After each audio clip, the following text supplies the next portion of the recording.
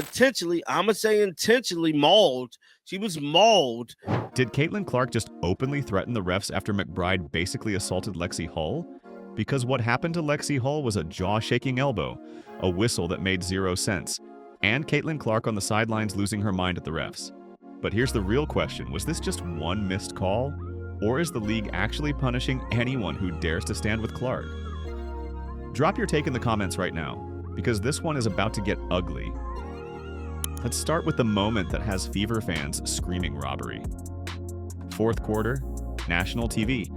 Lexi Hull does her job on defense.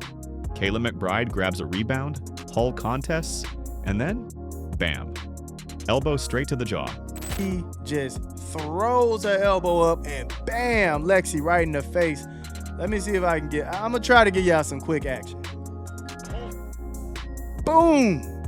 Right there. Oh my goodness. Boom! Right. She crumbles. No one seems to believe what just happened, and even Aaliyah Boston covers her mouth, like she just watched a car crash. Look how Aaliyah Boston was looking. She couldn't believe what she was seeing. She couldn't even believe what she just saw. And then the whistle blows. Everyone assumes McBride is about to get hit with a flagrant, maybe even tossed from the game, but nope. The foul is on Hull. Lexi put her hand on your forehead. But fam, there is no reason for you to be throwing elbows to somebody's face like that. Come on, man. Throwing elbows to the face. The player lying on the ground clutching her face is somehow the guilty one. Cameras cut to Clark on the bench. She flashes two fingers at the refs, basically begging them to admit they missed an obvious foul.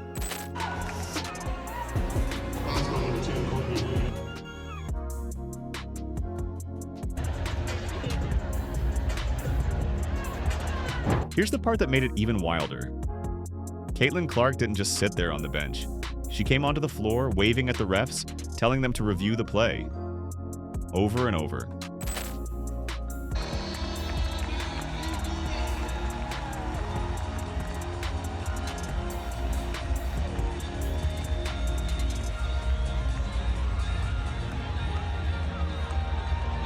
Two fingers up, pointing straight at the monitor. She was demanding justice for her teammate. And the officials? They ignored her. Every time Clark called for a review, they looked the other way. And you could see it on her face. She was frustrated. She wasn't even in uniform, still rehabbing her groin injury, but she refused to stay quiet. She wanted her teammate protected. But here's the twist. Instead of fixing the mistake, it looked like the refs doubled down. Almost like Clark speaking up only made them more furious. Because the final ruling wasn't a flagrant. It wasn't an ejection. It was downgraded to a technical. So foul there on Indiana. Kayla McBride vicious. But then that is elbows Lexi Hull. I mean, this was just damn, dog. And like Aaliyah Boston face was everything, bro. Like, cause she knew. A technical for an elbow that sent Hull to the floor clutching her jaw. Apparently in the WNBA handbook, a knockout punch is the same as delaying a free throw. Think about the message that sends. You raise your voice, you fight for your teammate, and the punishment gets lighter. It's almost like the league is saying, stay in your place, rookie. Don't challenge us. And that's why fans are calling it bigger than one missed call, because the pattern is impossible to ignore. Clark gets hammered all season, no whistles. The Indiana Fever's injury bug is getting into spooky territory. It seems like there's a new player every single day that's getting injured. Right now, they have Caitlin Clark out, not sure if she will be returning this season. Sophie Cunningham defends her. She gets a torn MCL. Now, Lexi Hull takes an elbow, and when Clark dares to protest, the refs dig in harder. But if you think it was only Caitlin Clark screaming, think again. Guys, like, I don't know. I don't even know if Caitlin should come back, guys. I just gotta be honest. I don't believe she should come back. After the game, head coach Stephanie White tried to keep her composure. She didn't throw chairs or storm the podium, but her words said everything. The physicality, we've been talking about it all year, she admitted. And then came the dagger. It was called differently than Friday's game. Translation? The refs don't have a rule book. They have moods. One night it's a foul, the next night it's play on. And somehow, Fever always ends up on the wrong side. Now here's something that you probably didn't think of before. Lexi Hull isn't just any player on this roster. She's Caitlin Clark's running mate. She She's the one cutting, moving, and thriving off Clark's gravity. Fans call her Clark's shadow. And that connection? It might be exactly why she's getting targeted. You know, on time, on target. And some of that is with experience with your teammates, and some of that is instinct. And so we are trying to do as much as we can to put players in position to use those instincts. Because let's be honest, the pattern is obvious. Players who stand next to Clark are the ones going down. Sydney Colson, who got physical for her team, ACL gone. Ari McDonald, who filled in after Clark's injury, fractured her foot. Sophia Cunningham was an obvious target. And now it's Lexi, catching an elbow that everyone watching swears should have been a flagrant. Sid Colson out with a season-ending ACL tear. Ari McDonald out with a season-ending fracture in her foot.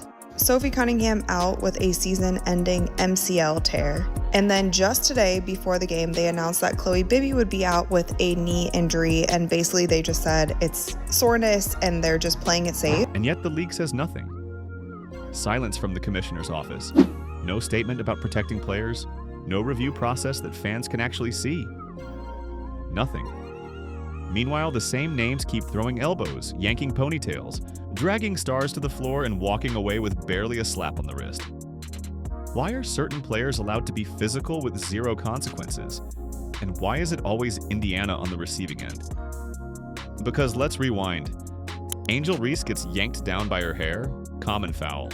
DJ and Carter racks up as many flagrants as blocks, still gets starter minutes. At this rate, the Fever are going to end the season with a completely different team than what they started the season with. And even the players that they're bringing in on hardship or that they're signing midway through the season, they're now going down with injuries. The season from hell would be an understatement. Kayla McBride throws an elbow on national television, and not only does she stay in the game, she finishes perfect from the field. That's just rewarding the aggressors. Now, think about what Stephanie White sees from the sidelines. Half her team in street clothes. A superstar rookie begging for consistency. Veterans holding ice packs after every game. And the officials, instead of keeping it under control, practically encouraging more hits by refusing to punish them. And here's the part that should scare the league most. Indiana is still in the playoff picture. Still pulling sellout crowds. Still drawing millions of viewers because of Caitlin Clark's presence. But fans are getting louder. They're starting to say the quiet part out loud. Is the WNBA sabotaging its own stars? Every time a game happens in the WNBA, somebody's getting abused, somebody getting beaten, somebody is getting hurt, man. Somebody is getting hurt every game in the WNBA, and they just fail to realize this, fail to have any protocols. Because that's the perception, and perception spreads faster than fact. You can already see the headlines forming. Caitlin Clark targeted. Fever left unprotected. League turns a blind eye. Do you think sponsors want to be tied to that narrative? Do you think networks shelling out millions want their biggest draw shoved to the ground without protection? Of course not. But instead of addressing it, the league plays defense by saying nothing. Takes a damn Dusty Rhodes bionic elbow, Cody Rhodes, the American Nightmare. And meanwhile, Clark herself is walking a tightrope. She can't stay quiet because every elbow and every bad whistle affects her teammates. But every time she raises her voice, the refs seem to tighten up even more. Almost like they want to remind her who's really in charge.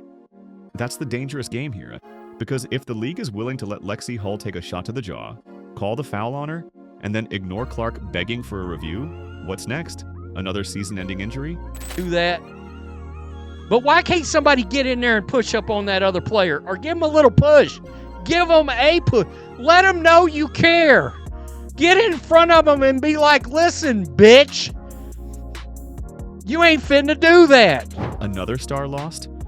Or worse, another viral clip of Indiana players being assaulted while refs swallow their whistles? And here's where it circles back to Lexi Hull herself. This isn't just about Clark's teammate catching strays. This is about Lexi's reputation. She came into the league as a 6th overall pick. She fought her way from being a bench warmer to carving out a real role. Caitlin Clark's presence gave her life, and now instead of being celebrated for her revival, she's the one taking cheap shots that the refs refuse to punish. I mean, and that's why this keeps happening. They are soft. They look soft. Maybe it really is a private club they just aren't a part of. How long before she becomes the next Sophie Cunningham? The next body sacrificed because she dared to run alongside Clark? But here's the twist. Lexi didn't stay down. She got back up. She kept playing. She even scored through the pain. Fans called it heart. Teammates called it toughness. But what it really shows is how much the Fever are forced to endure just to stay on the floor. And that's why this story won't die. Because every angle points to the same truth. The Indiana Fever are battling injuries, biased whistles, and a league that refuses to protect its most valuable assets. So, let's put the question to you. Are the refs just incompetent? Or is the WNBA deliberately punishing players for standing with Caitlin Clark? Drop your thoughts below because the next game might answer it for all of us.